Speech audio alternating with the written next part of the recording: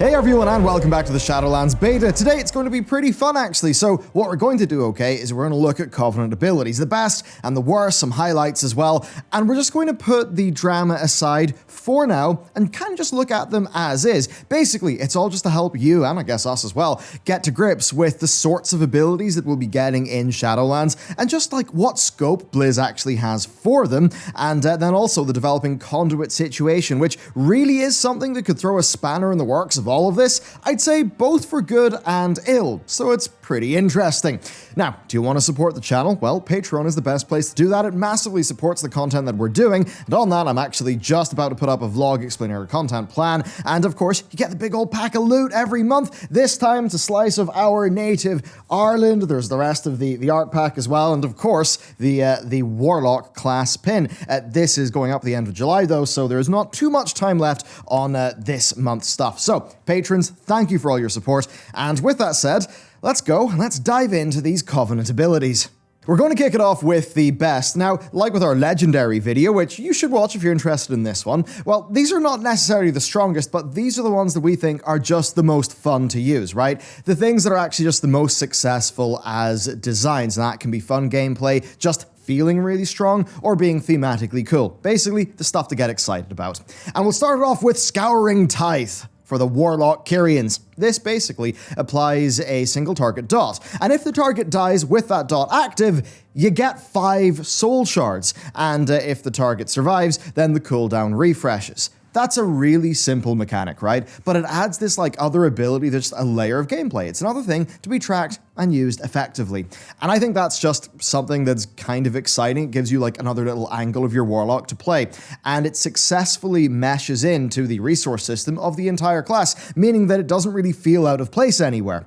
And it also counts as a dot, by the way, for the sake of Malefic Rapture, so it's also a bit more fun with the Affliction Warlock. So, there's a good example. Let's do another one. Echoing Reprimand. This is for the Kyrian rogues. Now, this does damage to a single target, and it grants you combo points.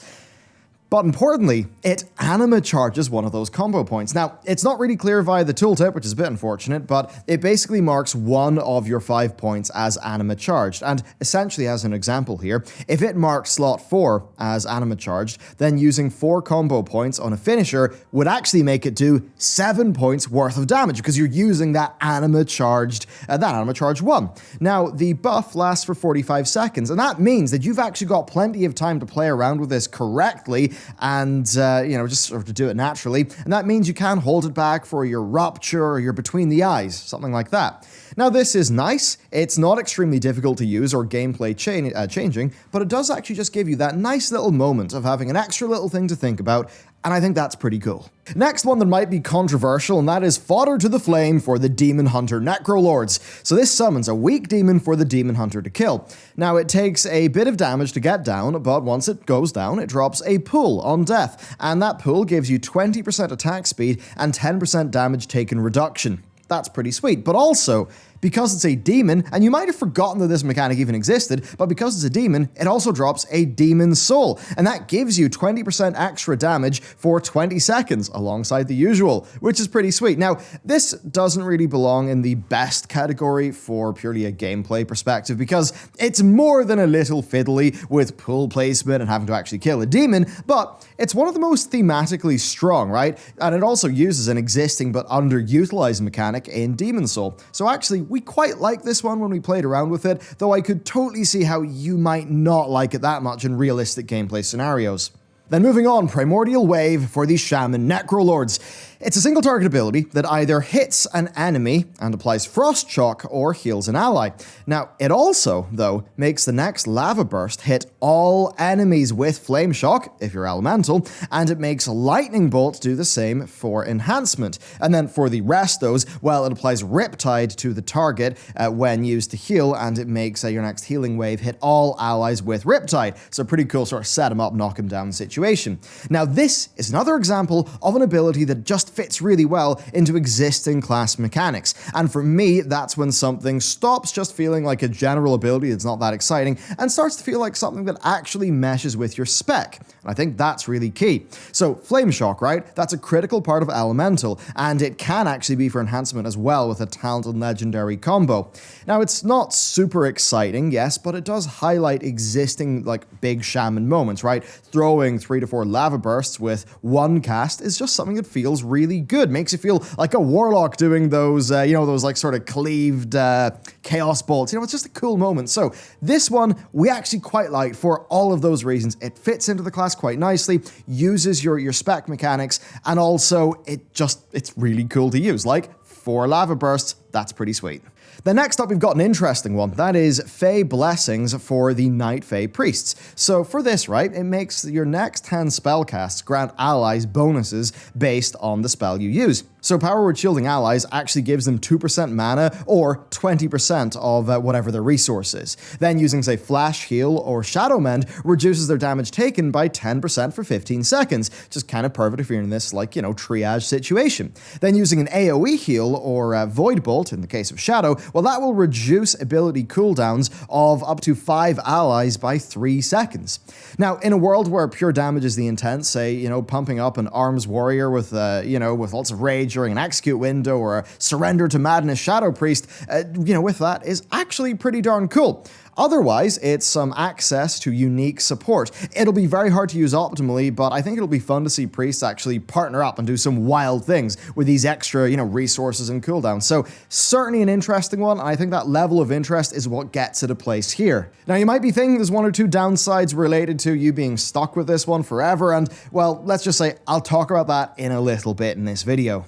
The next, I'm inventing an award on the spot, and that is called the Cool in Isolation Award, also GCD change. And that goes to Vesper Totem for the Shaman Kyrians. So this is a totem that radiates damage for the next 3 damaging spells that the Shaman casts, and radiates healing for the next 3 heals that they use. Now, this is kind of a perfect totem, right? It works for both damage and healing, and because it radiates, you can actually sort of position it, and when you use it well, it actually feels quite nice, and it sort of fits the hybrid niche of this class. It's a pretty satisfying one to drop, actually, especially when combined with, say, an instant chain heal from Enhancement's Maelstrom Weapon, or as an Ellie Sham, say, using an instant Chain Lightning and Chain Heal for the Legendary. So it's really cool, but I will say this, sometimes it feels kind of hard to fit it into your rotation.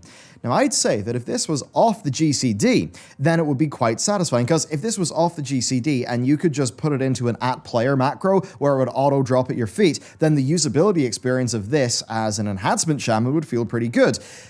As it stands, though, I think that just adding in 1 more GCD before you want to do the thing that you want to do, I think that's the bit that makes this feel, as some would say, the very, very general word of clunky. But I think that if this was maybe an instant drop and it didn't invoke the GCD, you could just sort of weave this into whatever the hell you're doing, and I think that added level of flexibility would make this feel like a pure bonus, a pure good thing, instead of just like, oh, I've got this cool thing to use, but oh, it's even more setup. Especially when the GCD change sometimes does mean that actually performing the setup that you need to actually perform well, that sometimes just doesn't really feel that good in the game right now, and sometimes just, even if it's a cool new thing, adding a little bit more setup in the current environment just doesn't feel great in practice. Okay, time to talk about the worst, and like with the best, these are not necessarily the weakest, right? Like, balance is irrelevant right now, it's just too early. But these are the ones that we are saying are the worst because they might feel like they need to be picked, which is obviously a large issue with how Covenants work, or they're just not really working in terms of a design. Basically, that they're emblematic of things that we don't really like to see going on in the game. And we're going to kick it off with Deathborn for the Mage Necrolords. Now, this falls under worst, despite it being so visually cool, like really thematic and being very strong, and that's because it feels a bit poorly considered. So it's a transformation into a big skeletal mage, it gives you 10% spell damage, and allows Frostbolt, Fireball, and Arcane Blast to cleave onto 2 other targets. Now that might sound cool immediately, but if you actually play mage specs, you'll immediately understand what's wrong with this. Arcane Blast is a massive portion of Arcane's damage, so having that cleave could be absolutely huge. Frostbolt cleaving, though, that doesn't generate other icicles or procs because that's based on spell casts and not hits, so it's actually much weaker here. It's really just a trickle of extra damage if you happen to be Frost. Then Fireball cleaving for the extra crits would be nice, but the 10% extra spell damage would probably synergize better with combustion windows instead, which generally don't really use fireballs. So basically, this synergizes really well with one spec, it barely matters to another one, and it almost has an anti-synergy with the last. That means that it's a balancing nightmare. Maybe so strong in some situations that it exemplifies fears that most of us have with how these sort of Covenant, ability locks are actually going to be panning out. So, it's one to think about. Next, Mirrors of Torment for the Mage Venthyr. This afflicts a target with 3 mirrors. When they use a spell or an ability, they take damage, and they lose cast and move speed. And when the last mirror is broken, it does a lot of damage, and it roots and silences them. Now, this is clearly designed for PvP at first glance. A small amount of what goes on here is needed in PvE, and some enemies don't reliably cast or, use abilities that often, so it's a bit weird there. Now that said, right, and this is the funny bit, Covenant abilities have effects that come from conduits, and one of those actually changes mirrors entirely. So, right, what this does is it means that each time a mirror is consumed, the mage's spell damage is increased by 10% for 10 seconds, stacking 3 times. So suddenly, this could wipe the floor with Radiant Spark. That only buffs 4 spells, but there's no way to, know of this interaction unless you're paying close attention to the loot tables and you're reading guides. You're keeping up with theory crafters. Your average mage is going to see Venthyr think, that's a bit of a weird PvP ability, I'm not interested in that, and then they're not going to know about this conduit. That entirely changes it. Now, avoiding I understand. Me too, Siri, me too. Now, the problem with that is that avoiding Venthyr because an ability doesn't look designed for your purpose, only for a conduit to then solve that problem, well, that's a problem because players will then be making their Covenant decision without proper information. So Blizzard need to be really careful here with the trickle-down effect that we can see from, deeply engaged gameplay-focused players into the general populace, and I think this mirror situation for the Venthyr mages really just illustrates a point perfectly. Another one, Fallen Order for the Monk Venthyr. Now, this is one that we're calling one of the worst because of an issue that it represents. Because to be frank, it's a really cool ability. It summons fallen monks of varying different specs to heal and damage for you. And it basically has no other interaction, which is, a bit boring, but also it's currently very strong and very random. Now, it's very concerning for overall balance if, this button via its unique implementation is just really hard for Blizzard to tune and ends up being, stronger on average, but extremely unreliable. I don't think players would like that. Now, this is the same issue that was faced by the Druid Night Fae ability in that it just casted random spells like crazy. Now, it had some of its randomness toned back because of feedback. Now, Druids have been one of the most publicly addressed specs, but it seems like monks mightn't get that attention, and yeah, this just seems like it could be an issue, one that I think is just emblematic of other things going on with the system. Now, there aren't many, okay, just to take things general for a second, there's not many here that are terrible in implementation or super awful to play with. There's just ones that are worse by comparison, and I think we'll just have some issues when the rubber meets the road. If this was a single-player RPG, then none of these problems would really matter, because it would just be choose your flavor of whatever, the balance doesn't matter, it's all about personal choice and fun. But just sometimes when you actually hit the realities of playing a game like World of Warcraft, you just have other concerns. And it's like looking with the legendaries, where there's just that fear that there's some that have really cool mechanics, but sometimes in World of Warcraft, the boring, simple ones just end up being numerically the best. And Blizzard often say they don't want it to be that case, but it kind of does end up being like that sometimes in real-world scenarios.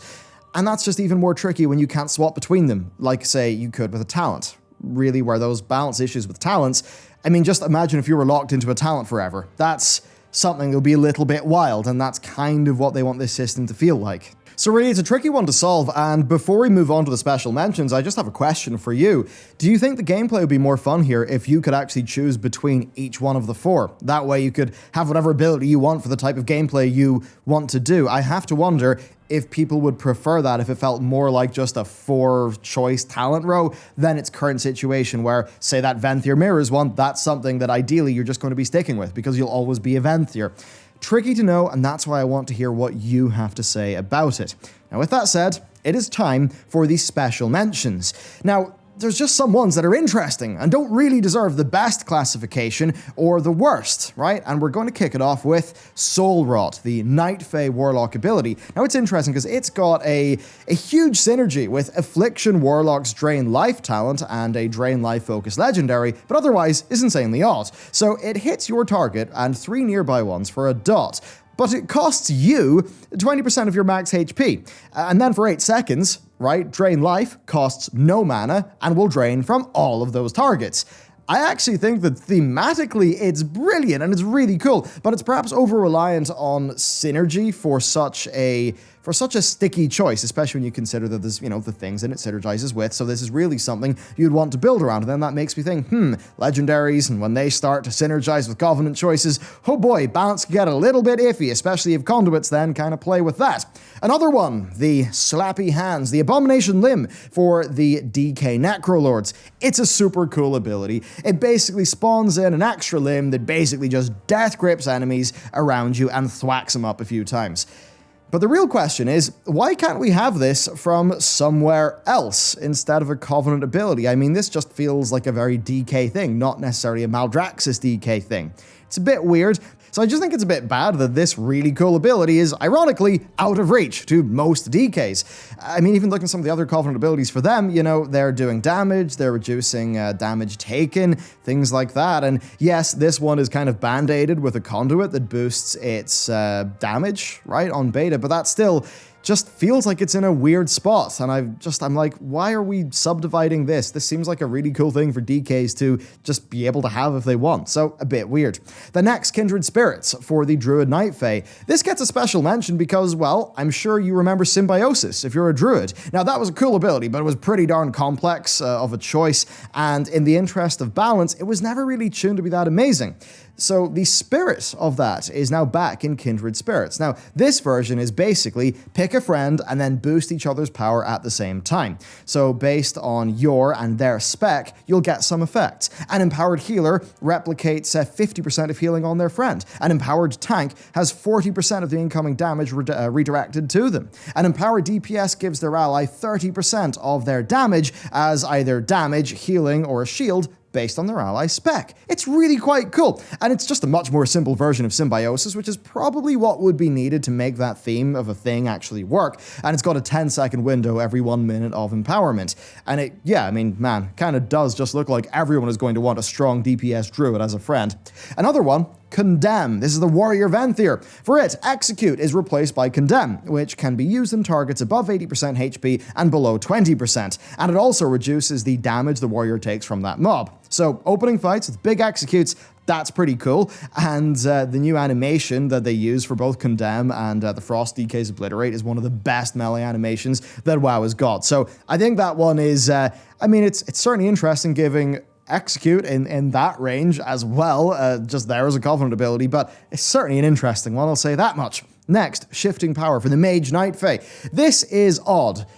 Really odd. It's a 6-second AoE channel that reduces the mage's cooldowns and does damage within 15 yards. Now, this is fine in regular use, but with the way that, Mythic Plus and raids work, getting that damage is really risky because you've got to be up in there with them. So a mage getting close to a boss or a pack of mobs in order to use this optimally is kind of putting themselves and their group in danger, right? Given, some game mechanics in World of Warcraft, some bosses.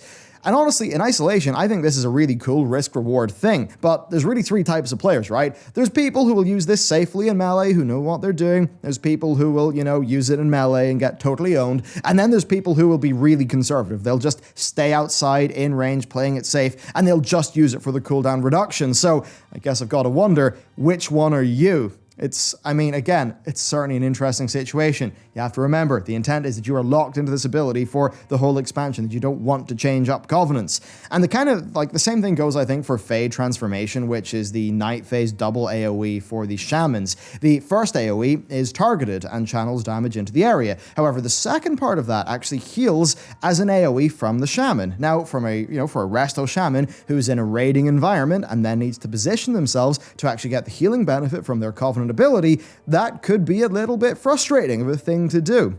Now, before we close this video off with a look at some of the visuals, After all of this, the recent beta build threw up some more conduits that actually alter abilities. Now, we've already talked about the Mirrors of Torment conduit that basically changes its use case drastically away from what feels like a PvP-focused utility and then over to really a huge damage window. Well, another one of those is the DK Carrion ability, Shackle the Undead. It seems purely like a single target bit of damage and DR, but with the Proliferation conduit, it then spreads to other targets, which kind of changes up its use case drastically from single target to cleave and small AoE. And many of the other conduits, their throughput improvements and like buffs and things like that, but a lot of them are not yet implemented. And it really does seem to me like Blizzard right. If there's just a clear PvP, AoE, single target, etc. class ability for each covenant, clearly we need to put in conduits so that somebody who maybe, goes with one of them and feels really weak in AoE will be able to make up for that. It seems like that's what's going on here, but again, that just raises those issues of people actually not being aware of any of this before the game asks them to make their Covenant decision. And remember, they'll make that Covenant decision, they'll probably progress that Covenant for a few weeks, and if they're going to be making a change, maybe they'll only make it a few weeks after, and they don't really feel like, getting up a new renown bar again. So, man, it is a little bit weird. Okay, to finish it off, a special category for the Prettiest. You've got Feline Stomp, the Monk Night Fae ability that looks gorgeous. You're painting the floor with a little tree, and, especially when you get resets, it's great. So that's really cool. Then Ashen Hollow looks amazing when it drops. It really, sets the stage when you just sort of see it, explode across the ground, and it's a really huge effect, too, so that's really cool. Another cool ground effect is Death Dew for the Night Fae, and that's a replacement for Death and Decay for the DKs. And it's just a gorgeous spell effect, and the way it just hangs around the floor there, it's really striking. And I think this in particular has got me thinking about how far Blizzard could go with, say, future versions of Warlock Green Fire, if they wanted to do more just sort of spell effect and spell theming customization. Could be super strong. So overall, right, these are not quite as exciting as the legendaries in general, and I think a lot of that's because they're class-specific instead of spec-specific, and that means they can't always mesh super well with your spec mechanics. But that being said, when they impact a class-shared mechanic, like a rogue's combo point or a shaman's flame shock, they can be quite fun. But the issue of swapping them is going to hang over their heads for a long-ass time. But in isolation, you can see that almost all of these are pretty fun, decent additions to the game. It's just when the meta concerns come in, when the rubber hits the road, that we really do get talking about it. So I'd love to know, just in those comments, what do you think about this? And of course, to close off, if you want to help us out, if you also want to get the Warlock class pin, as well as other goodies too, in your mail, and also get in the Patreon, then, you can get in the Patreon. It seriously does help us. And I believe it's this Thursday we're putting up our next job post, which, again, is something that's enabled by things like the support in Patreon that will let us get out more content for you and actually properly work ahead. Because it's that thing, and you probably know this as well, you're always stuck doing what you need to do right now, that you can't sort of work on the longer term things that really matter. So for us, it's like we're always stuck in day-to-day production, which means that it's really hard to work on the longer term plans, which ultimately are the things that will be getting more cool content for you guys and more different types of content. So with the Patreon and the new role we've got coming on and all those things, it really does help. And I really do hope that in maybe 3 months, there's, I don't want to say a different feel to the channel, but a more robust feel where it feels like we're actually able to do more and cover more. And we've been trying to pilot some of those things, just doing more videos. And, we've been a lot more okay to just do a video that will get 120k views. It's not going to be massive. It's not going to, blow up the world. But, it's sort of as compared to some of our average views, which could be a little bit higher than that. But it's a sort of thing where it's I care about it, and I know that a good portion of the audience cares about it, so yeah, maybe it's not the most efficient thing to make in the world, but damn it, let's just go do it. And the thing is that the more we actually have those production resources, the more we can actually do that and just get more better content. So that's it for me. I hope you enjoyed this video. Do let me know what you're excited about, what you're worried about, what you're mixed about, and with that, I'll see you next time.